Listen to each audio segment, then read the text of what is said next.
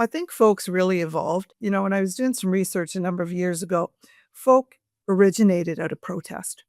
So Pete Seeger, Woody Guthrie, those kind of singer-songwriters that were protesting, a number of things. So it arose out of that genre, if you will, and has evolved, as Spencer says, has evolved over the years. So what better year to have some protests than this year, but we won't go there.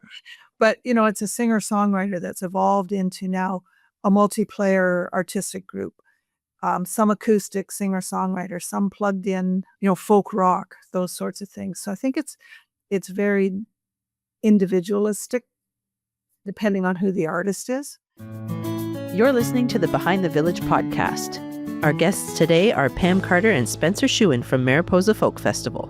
We're excited to have you both because obviously the Mariposa Folk Festival is huge, especially here in Orillia. And so I thought it'd be a really interesting conversation to have with people that, are inside, behind the scenes and be able to get an idea of what it takes to bring this festival together every year, So what do the both of you do within the festival? I'm president of the Mariposa Folk Festival, and I'm also the festival organizer. I'm the artistic director for Mariposa. This is my second year. So I'm fairly new still, but really enjoying it and happy to be here.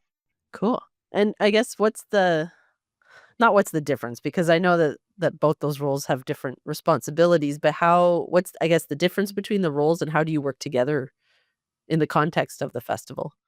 Sure. I mean, I do all of the festival organizing. So I have quite a large team of people, including Spencer doing the artistic side. But I look after production, tents, tables, chairs, food, everything you see at the festival, infrastructure. I coordinate those team leads. And then I also liaise with Spencer in his role as artistic director. Yeah. And then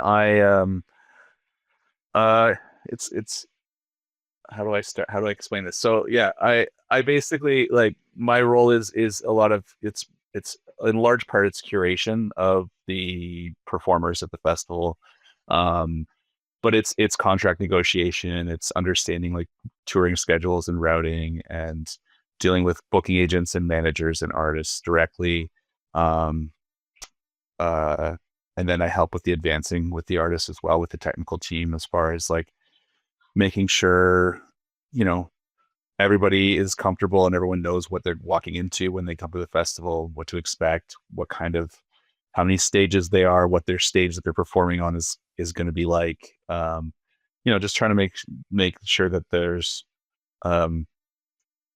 everyone has a good day and it's a smooth experience for everybody. It's a big part of it as well. A lot of work goes into, both of those roles. It's a lot of unseen work, I think, that people don't necessarily, maybe they're aware of, but they don't necessarily know all those intricacies, right, of what it takes to bring all of that together, so. Yeah, it's an interesting point because I'm just heading into a meeting to develop the festival program, the paper program. And people think when they come to the gate and get their wristband and get given a program, that the program just, there it is. Yeah. Right? Yeah. But it involves graphics, it involves layout, it involves advertising, it involves sponsor recognition, it involves printing, it involves delivery. Like it's a huge, just that little program has multiple tasks. How many do you print? We're trying to reduce it because we do use a festival app, but people still like their paper program. So we're down to maybe 4,000 at this point. Wow. Yeah, and that's just a little tiny part of, everything that you guys bring at the folk festival, right? Just imagine the amount of work that it would take to just have all the different aspects, not only the artists, but just like, creating the stage, creating the like where the food is, like the kids, play area and all these sorts of things. It's a lot of work for sure. That's what it sounds like. Yeah. Yeah, it's very much a collaboration, without Spencer hiring the artists and then producing the artists and the volunteers, putting all the other aspects together. It's very much a collaboration amongst all of the teams and the leads. Makes sense. Would have to be because it doesn't work otherwise. Yeah, for sure. Can you let me know about a little bit about the structure of, I guess, the all the teams involved? How big is this? Is the behind the scenes team? I guess is my question, right? We have the artistic director and we have like the president. How big is like the rest of the team, right? Yeah, we have about 750 volunteers. Wow. So there are at least 30 different teams. So as I mentioned earlier, we've got the bar team, we've got the team at the gates, we've got the electrical team, we've got the food team, we've got the children's activity team, and on it goes. So it is a large, very large team. Fortunately, our volunteer teams are very strong and very committed. And we've got volunteers that have been with Mariposa for 35 years, So who go out and do your job. I don't have to worry about them. And then, recruiting new volunteers. And then they all coordinate, with Spencer's activities around the programming. Yeah. So Spencer, tell me about how the folk festival, I guess, comes up with a lineup. I guess, is there like, I know it's folk music, but like, is there a theme, or is there like, how does the festival sort of come up with a lineup? I mean, it's a bit organic, in that, as you're putting the lineup together, once some pieces fall into place, you're looking at what kind of gaps you have to fill and kind of trying to make things as balanced as possible as far as genres and demographics and all that kind of stuff. But we also will have a theme for the year that's based off of the board's recommendations and other committees' recommendations. This year's the 65th year, so we made a point of bringing in some fan favorites from past years, and then as well as some newer people that hadn't played the festival before that are just really great artists that deserve to be at Mariposa in my mind. I was wondering, I guess for both of you, because it's different areas of organizing, how far in advance do you start for, the coming festival? Yeah, well, for me, as soon as we finish this year's festival, we start debriefing and we're into next year. Wow. So it's a year-round activity. Spencer's got a bit of a longer cycle, I would suggest. I'm already having conversations about 2026 artists, and I have a few offers out as well. And it's always kind of a rolling, ongoing process. I think once this year's festival is booked, I'm already talking to people about the following year, and keeping rolling lists of artists as well. Yeah, because artists, I guess, they're always touring, or they're always like performing in different places. So I guess it would be hard to kind of make sure that the stars align to be able to bring them in. Yeah, and with some of the larger touring artists, it's they're planning sometimes a year and a half, 2 years in advance, or at least they have a ballpark idea of what they want to do. So for us, we really want to. I'm thinking of one of the headliners we're working on for 2026 right now. We offered on them early because we really want to be a part of their process as they're putting their year together. We want to be in their calendar, and make sure that we're a part of that. But they build out the rest of the weeks before and after us kind of around our date as much as possible. Yeah. So it's a bit of a, I don't know, it's a big puzzle that we have to put together every year, but it fell in nicely this year. Yeah, absolutely. Mm-hmm. And can you guys tell me a little bit about the 2025 just festival that is coming up, right? It's in July, I believe. It is. It's July 4th, 5th, and 6th. It's our 65th year of Mariposa. I'll put it that way. We've got the 2 lost years of COVID, but we've been in existence. Mariposa started in Orillia in 1961 and was here for 3 years, at which point the patrons outnumbered the citizens of Orillia. Wow. And they were politely asked to relocate. So they did have a permit in Oromodonte to have the festival there in 64. And the permit was withdrawn very close to the festival. So at that point, they moved to Maple Leaf Stadium in Toronto. And that kind of started the nomadic tour of Mariposa Folk Festival. They were in Toronto for a number of years on Toronto Island. They've done a festival in Bracebridge, Cobourg. but came back to Orillia in 2000. And when they came back, Orillia really embraced the return of Mariposa. And the volunteers came out in full force. The businesses supported Mariposa. And we've been on just a great trajectory in Orillia ever since then. And in that first year, Gordon Lightfoot in 2000 played at the festival. And of course, that assured ticket sales because Gordon Lightfoot's an Orillia guy, and everybody wanted to come and see Gord. And he waived his fee that year. We paid his band, but he waived his fee. And that just set Mariposa on the path to success back in Orillia. And then, getting great artistic directors such as Spencer, who's got a vision and an eye for, what's current and what's trending, and able to do that programming. So I'll pass that over to you, Spencer. Sorry, what was the question again? Just tell me a little bit about the current lineup, like this year, like what I guess, because it's great that you guys started talking about the history, because I do want to get into that a little bit, because it started a long time ago, and like you said, it's the 65th year, and I'm sure there's been evolutions, right, of the folk festival as it's gone on. So what is the 2025 festival kind of looking like in your eyes? Like, what's, like, apart from it being the 65th, what's the lineup, or like what is there anything new coming in the folk festival, that kind of thing? I mean, I see it as a celebration of folk festivals in general, but also especially Mariposa. We have some special programming happening this year to celebrate the 65th and kind of like give some reverence to past years. Serena Ryder, who's played at the festival probably 7-8 times throughout her career, is going to be headlining the Sunday night, and she's doing a special performance with Martha Wainwright and Julian Taylor, and they're going to be playing some Mariposa favorites from other artists that have played over the years, as well as their own songs, and bringing some special guests up on stage with them as well for that, which will be really special.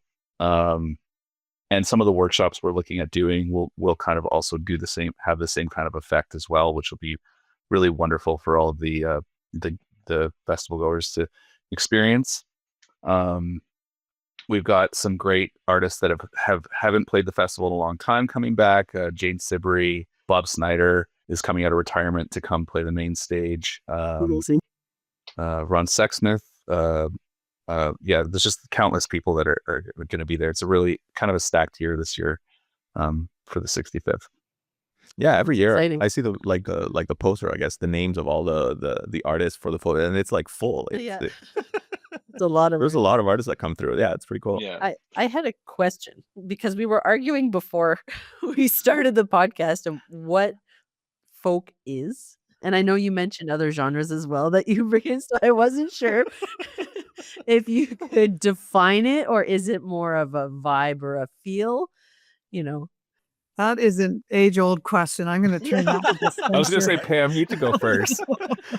I think folk can be really any genre. Like, to me, it's more of a, it can be punk, it can be hip hop, it can be traditional folk music, it can be singer songwriters. It is kind of a feel in a lot of ways. I don't want anyone to like start emailing me and getting mad at me about it, but but it's one of those things that we were talking about, because I was trying to come up with, I'm trying to come up with my questions. I was like, okay, how do we define folk music? And I was looking around, and it says like acoustics with meaningful lyrics, and I was like, okay, but that's not tied to any one genre. Like, that is not, like, is that how the definition of folk music is? That's kind of what we were debating, right? I think folk's really evolved. So when I was doing some research a number of years ago, folk originated out of protest. So Pete Seeger, Woody Guthrie, those kind of singer-songwriters that were protesting, a number of things. So it arose out of that genre, if you will, and has evolved, as Spencer says, has evolved over the years. So what better year to have some protests than this year, but we won't go there. But, it's a singer-songwriter that's evolved into now a multiplayer artistic group. Some acoustic singer-songwriters, some plugged in, folk rock, those sorts of things. So I think it's very individualistic depending on who the artist is, if that makes any sense. I think that on that note too, on the like the kind of the more protesty or um oh, what's the word I'm trying to think of? Defiant or Not even defiant, but like socially aware, that kind of thing. Like it could be music that the masses grab onto because it has a message or a story. That to me that's folk music. So like, you look at like I keep using punk as an example, but like Social Distortion, a lot of their music I would categorize as folk music because they're trying to tell a story. It's not just pop music or love songs. It's like there's some social justice in there as well that they're trying to, or social um messages that they're trying to get across, and that's why people get attached to it, because they feel the same way, or it helps them learn something. That to me, that's folk music to me. So I think that's a good point. And I find with the artist, it's community as well. So you'll see that at the festival when the artists start to arrive and come into the green room. It's like they know each other. It's community. They played together before. They're going to play together again, and so that's social justice, and there's a common perspective. yeah, that I makes like that. sense. Yeah. Yeah.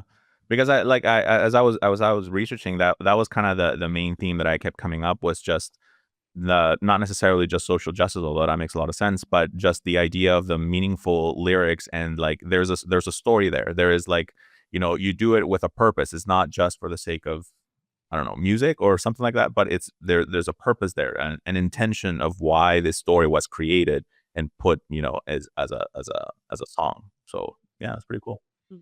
There we go. Awesome. So coming back a little bit to the history of the festival, I am kind of curious, to delve into a little bit more, because like you said, it started in 1961, which is a long time ago. Mhm. 1960, like 65th year, you said, right? Like that's a really long time. And I was reading through the website. There's a very rich, like, multiple pages of like the history of the Mariposa Folk Festival, and I suggest anybody that is interested to kind of go and read deeper into it. But why was it created in the first place? Like, why, how did it came to be, I guess, would be my question. Sure. Ruth Jones McVeigh is the founder, along with Pete McGarvey, who was an Orillia radio show host. And the name of the speaker eludes me at the moment, but he was doing a traveling presentations on bringing tourists to your municipality. And Ruth grabbed on that, and she thought, wouldn't a music festival, a folk festival, be the thing to do? So, along with Pete McGarvey and a number of other people from Orillia, they put together the first Mariposa Folk Festival, and it just took off. As I said earlier, the patrons outnumbered the citizens of Orillia. And that first year, Ian Tyson and Sylvia Fricker, who became Sylvia Tyson, played Mariposa Folk Festival, 65 years ago. Gordon Lightfoot played the second festival. He didn't get chosen for the first one, and he has told us many times, because he sounded too much like the Everly Brothers, which he didn't think was a bad thing. But look at Gordon Lightfoot. It's famous, a Canadian icon. Bob Dylan, John Prine, Joni Mitchell, Joan Baez. When you look back on those people who were emerging artists in the early years, and where they are today, and I would put a little plug in. Mariposa, has been working really hard on putting the history together and putting the stories. Everybody's got something in their basement and in their head, and so we're trying to get that captured in our stories. But we're also collaborating with the Orillia Museum of Art and History this year, and we are hosting a couple of months long presentation of the Mariposa Folk Festival at the Orillia Museum, and it'll be interactive and participatory, and it's featuring photographs of Edwin Galitz, who was a photographer in the early 1970s, and Deb Halbert, who is our photographer now. So that juxtaposition of black and white versus color, but the compare and contrast, the similarities that are still with us from those early years. So I'd also encourage anyone, once the exhibit opens, to go and have a look at that, because I think it's going to be really brilliant, and it'll certainly explain a lot of the history of the festival. That would Yeah. be incredible. Do we know the dates for that yet? I feel like it just was released not long ago. I just had a press announcement, I believe June 14th. It's opening. Yep. No, I'd love to see that because I'm familiar with Deb. It's So, amazing. you know, her work is incredible. So, Yeah. yeah, that would be amazing to see. And how has the folk festival kind of evolved? I know you mentioned there was a lot of like, moving around, went to Toronto and went to other places. I think it was in Barrie at some point as well. How has the festival itself evolved from kind of, I guess, the 1960s up until now? Because I feel like I guess, how different is it, right? It's a good question. I mean, in the 60s and early 70s, there was a huge folk revival, and it was a really popular genre and a popular art form. There was a great board of directors, and there was a great crew of volunteers. Things ebbed and flowed over the years, and I know there were a couple of years in Toronto, finances were really difficult, and there was fear of the festival folding. And one year in particular, the board of directors said, we can't do this anymore. We just don't have the funds to do it. And the volunteers rose and said, we're putting on a festival. And so they did. And I think it's the strength of that volunteer team and the commitment and enthusiasm and the skill that they bring that has kept the festival flowing. So I think when you look at the photographs of Ed and Deb, you'll see when Mariposa was on Toronto Island, you might think you're in Tuttle Park or vice versa, because, the venue is so similar. The programming, although it's evolved over time and become more current, it's the same singer-songwriter. It's the same, as we talked earlier, the messages of protest and social justice and those sorts of things. When I first started with Mariposa, which was a number of years ago, like 15 or 16, maybe longer, I'm not going to date myself, but back in Orillia, it was a happy little family that squabbled at times, but don't anybody else criticize the family. And it's really evolved now. It's a business. It's a big business model. There's a business plan. There's, financial estimates and forecasts and those sorts of things. Yet we have a tagline where we stay true to our roots for generations to come. So it's very much a multi-generational event where we've got great-grandparents, grandparents, their children, and their children who all come to Mariposa. And I always say, I think we have something for everyone. So that's what's kept people coming back. And I think also Spencer's programming with current artists then keeps our youth and young people coming back. And they're our future, for sure. Yeah, I remember. Yeah, did you go last year? I feel like you went last year. Or was it the year before? It would have been the year before. Yeah, because we had a newborn, so I didn't go. Yeah. Yeah, but you were talking about how when you went, like there were multi-generational families just all in attendance, right? You could see, Yeah. people from multiple generations just kind of all kind of enjoying the festival together, which was you mentioned that when you were Yeah, it was really cool. Yeah, so it's pretty neat. And that's Spencer's challenge, to program something for everyone. It's hard because, you have to hit the right note with each generation, right? So it's Yeah, and that's definitely something that I try to do with what I'm doing is just to make sure that there's something for everyone, but then also the things that are not necessarily for you, you might you're gonna maybe discover that, and you're gonna you might not know an artist, but it's something that you'll find palatable and something that you might appreciate once you actually experience it. So that's kind of that's what we're going for. Yeah, absolutely. But I like I don't know if it's a program itself, but you guys do something called emerging artists, where you kind of try to find people that I guess, can you explain it to me? That might probably be better instead of me trying to regurgitate something that I can barely remember. Yeah, so we run a emerging artists showcase program where people can basically apply to be a part of the showcase day, which is which is a day in Orillia where we just had it a week ago, where 9 artists are selected to perform to an audience of about 400, Pam. Yeah. And there's judges as well in the audience. So we had about over 250 applicants this year.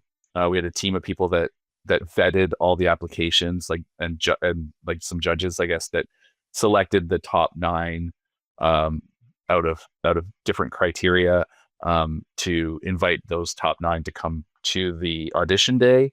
And they all played, they each get 20 minutes, and then 4 artists were selected from those 9 to join the lineup at the festival this year. And so that happens every year.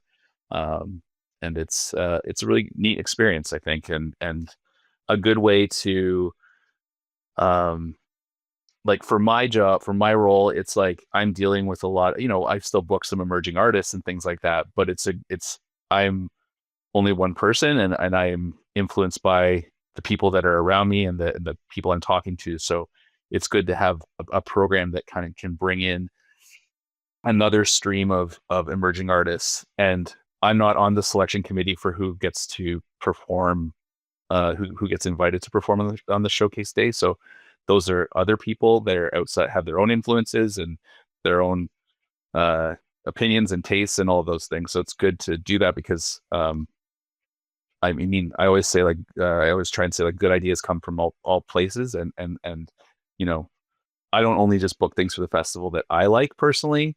I try to book things that other people like, and I understand why other people like them and things like that.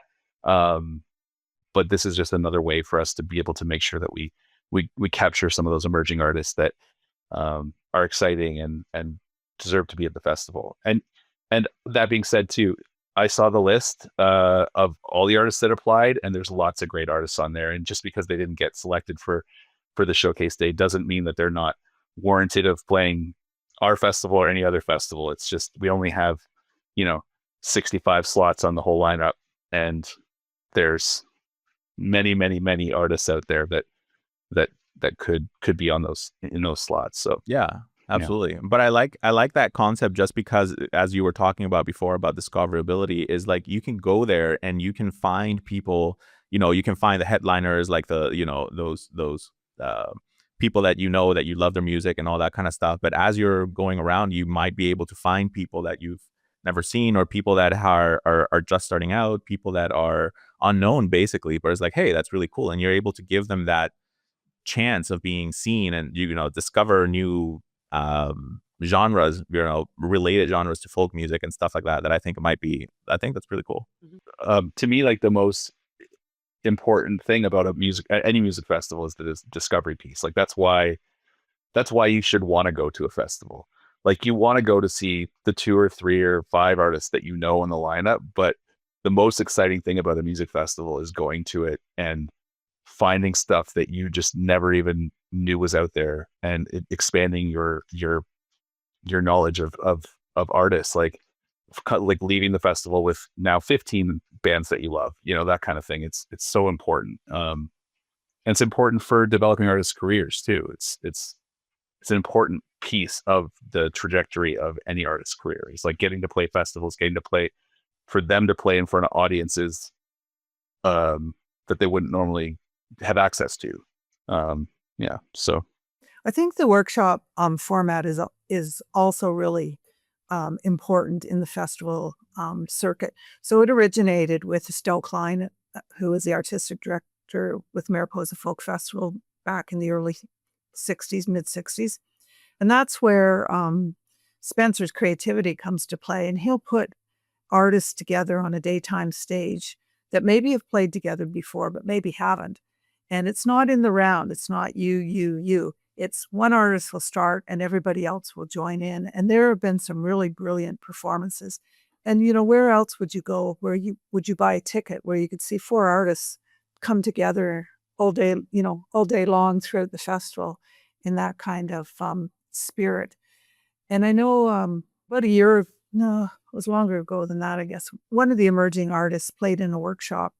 And a well-established artist sat down with him for an hour after that workshop, and they just talked and shared ideas. And that was so pivotal for that young emerging artist's career to have that kind of hour-long mentoring from an established artist. So it's back to community. So what other things do you guys do, or workshops, or because I've kind of seen that you guys have like talks as well, or it's on the website. But what other kinds of things do you guys do? So we've got a curated food vendor trail, we call it, with 25 food vendors that serve all kinds of different kinds of foods, world food, which is really great. Got an artisans village where local and regional artisans can come and have a booth to promote their product. We have what I like to call a festival within a festival, which is our children's area. So there's a children's stage, and we've got Splash and Boots this year, and Sharon and Brom and friends, and then all kinds of activities such as the Y Marsh, Science North, those sorts of things. There's 10 daytime stages. We've got on-site camping. And the other thing that we're really proud about is our sustainability. So while we're a music festival, we try to be a music festival that's responsible to the environment and to the site and to the Indigenous land, which allows us to present our festival. So we've been very successful in our greening efforts, and probably 84% typically of our waste is diverted from the landfill. So we recycle, we compost, those sorts of things. Pack it in, pack it out. We're water bottle free. We're experimenting with some solar power this year, shuttle buses, bikes, all that kind of thing. So we're trying really hard to be a festival that's environmentally responsible. And patrons and artists have bought into it big time. And without their support, we just wouldn't have the success that we have. And I think yesterday being April 22nd being Earth Day, it's really important that we continue our efforts around being environmentally responsible. We also have a downtown stage on Friday, and that's again to promote some of the artists that we have playing at the festival proper, to provide some opportunity for people in Orillia or for anywhere really, who may not have experienced the festival, just to get a little taste of what Mariposa is like, to give our campers who come in on Thursday an activity, and to give back to the downtown community. So lots of things happening. That's free for the public to attend as well, and it's really neat. People bring their lawn chairs down, the streets closed down, and they hang out and watch, and the shops have like their stuff like out in the street, and it's just a really cool atmosphere. Yeah, that's pretty neat. That is really cool. Something else I like to mention to people when I'm describing Mariposa is that it's on a point, so the lake actually kind of wraps around two sides of the festival, and it's just beautiful. The breeze that comes in, the tall trees, everything, and you can just like literally walk off the edge of the festival into the water and go swimming and then come back, and it's just a really it's not like anything else I've ever experienced before. So No, it's pretty unique, I think. So that's pretty cool. Yeah. Mhm. And I like that you can camp there Yeah. as well, right? On the location, which is pretty neat. Mhm. That sort of runs around all of the questions that I had. Is there anything that you guys would like to talk about? Is there anything that you guys wanted to mention that maybe we didn't get to? I don't know. I mean, I guess we could talk about just like some of the bands that are playing this year. Some other bands that are playing this year are like the Sheepdogs, Langhorne Slim, Waxahachie, Iron and Wine, Hayden, Baja Bullet, Holly Cole, Irish Mythen. I guess just to name a few, like people need to know who's playing, and it's going to be really great. And some of the workshops, like again, like we keep talking about them, they're going to be really wonderful this year.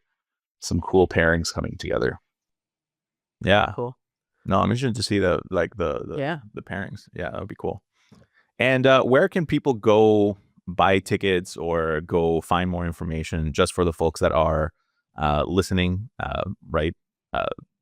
I guess your website, your social media, stuff like that.